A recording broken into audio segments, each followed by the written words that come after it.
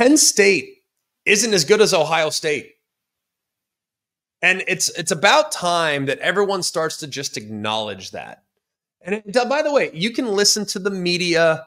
You can listen to the mainstream media that wants to build this thing up on an annual basis. I'm all for that. I'm great with that. I couldn't wait to turn on Fox and watch that game at noon Eastern time last weekend. I was super excited about it. I'm sure I haven't seen the rating yet. I'm sure there were millions upon millions upon millions of people that tuned in to watch Penn State, Ohio State. But we're fooling ourselves if we're putting these two programs in the same category. Like, why do we continue to do this? Guess what? I'm as much to blame as anybody else. This is not me projecting onto people, but this is me acknowledging that the media, because we are so desperate to see Penn State and to see parity in the Big Ten, we put Penn State into that same playing field as Ohio State, and they just don't belong in that playing field right now. That Penn State just played the most human version of Ohio State that they've seen in quite some time. Quite some time. And yet they still couldn't get it done. Now, if you look at the series history, okay, Penn State won the first 4 meetings against Ohio State. Every single one of those came before 1964. They won 6 of their first 8, but since 1980, which is nearly a decade before I was born, they've played 32 times, and Ohio State is 25-7. And what's amazing, and really in the modern era, which is what matters most, is it not? In the modern era, Penn State's beaten Ohio State 4 times since 2022. 4 times they've beaten them. In 2005, Ohio State turned it over 3 times. They were -3 in the turnover margin. And guess what Penn State did with those turnovers? They scored 17 points en route to an upset victory. In 2008, Ohio State had a -2 turnover margin. Penn State scored 13 points in that game. In 2011, they beat them. But guess what? Ohio State was 6-7 that year.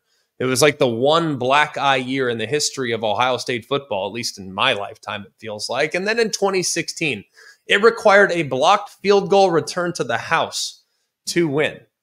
And if you go back and watch that play, it should have been a flag because their defensive tackle literally tackled the guard, which allowed the Penn State player to penetrate, block the field goal, and they return to the house. Like every year we just pretend like they're on the same level. They're not. And honestly, it's not close. And it hasn't been since the 1990s. They go out and they hire Andy Kotelnicki this year, and I have a ton of respect for Andy Kotelnicki. I think he's a great offensive coordinator, but it's the personnel gap. There's a massive gap in personnel that Ohio State has and Penn State has. You can tell me it doesn't exist. You're wrong, and that's okay. First drive was awesome. 14 plays right out of the gate. Then they get to within striking distance of the end zone, and they get an eligible man downfield because they decide to pull it on an RPO, throw it away. Now it's 1st and 15 from the 17. You just can't do that against Ohio State. You can't under any circumstances. You're leaving points on the field. You're leaving plays on the field. This is Ohio State we're talking about. You're not playing against a mid-level team like Maryland. Okay, this is Ohio State. All right, you have to execute at a high level, and to have 5-yard penalties because of issues on an RPO is inexcusable. All right, they end up settling for 3. They follow that out with a 3-and-out. They follow that out with a 3-and-out. So 2 consecutive 3-and-outs after a 14-play drive that got them 3 points out of the gate. By the way, they have a 10-point lead because of the pick 6. You have a fumble by Will Howard over the pylon that we referenced earlier. They went on to gain 30 yards on that drive on 6 plays, had to punt it away. Then on 1st and goal from the 3, they throw a pick, which, by the way, I'm not totally upset about the decision to throw it on that situation at all, because what's the likelihood of that ball getting intercepted? It's not. It's kind of an unlucky bounce, but it was what it was. But there was a critical moment in the game. And this kind of speaks to just discipline and mistakes that were made. It was early in the second quarter. It was 3rd and 11. They're up 10-7. Penn State gets a stop. But Elliott Washington steps over the running back. They flag him for 15 yards. They extend the drive. Next thing you know, Ohio State scores a touchdown a few plays later. And then you go into the goal line stand. First down, hand off up the middle. No problem with it whatsoever. All right. Second down, hand off up the middle. Almost scored, by the way. I saw people criticizing, well, why is the offensive lineman in motion? Like they've done that for a while. That's not a new offensive play. It's pretty standard, to be honest with you. And I don't have an issue with it whatsoever. If you would have actually done what you needed to do here on third down, watch that second down play again.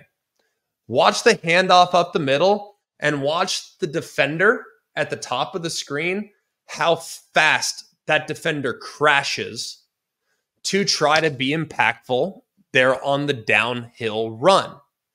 The quarterback has to see that. The offensive coordinator has to see that. That end man on the line of scrimmage that crashes down to take away the run. Because guess what they did on third down? The exact same play. Guess what they should have done on third down? They should have allowed Aller to read that, pull the ball, and he walks in for a touchdown. Walks in for a touchdown. No question whatsoever. The motioning offensive lineman could have secured the edge. Aller, with one leg or not, could have scored on that play. Fourth down, they threw it. Penn State, I didn't have a problem with the play call. They're like, throw it to Tyler Warren. Did you see Tyler Warren? He was totally covered at the top of the screen. They also double covered the receiver that they did throw it to. But either way, fourth down was whatever. But third down was when that drive was stymied because they did not recognize how the end man on the line of scrimmage played. Critical moments, you have to recognize things like that. And it was terrible.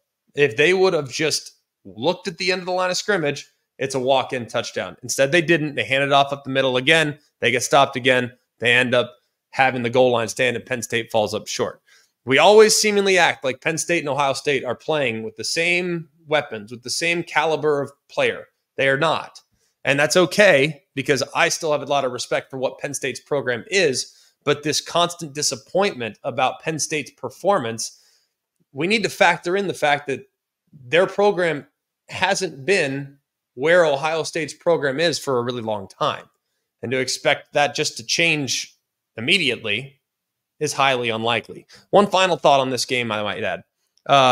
Ohio State, Penn State, I thought it was really poorly officiated. I thought it was way too physical on the perimeter. There should have been flags all over the place for pass interference on both sides of the ball. I personally like when they allow guys to play, but too much was too much at times in that game, and it disrupted the flow all over the place. So I digress. Great game to watch, highly entertaining game to watch, but man alive, if I'm Penn State, if I can't beat that version of Ohio State at home with the personnel I have this season, I don't know when it's going to happen.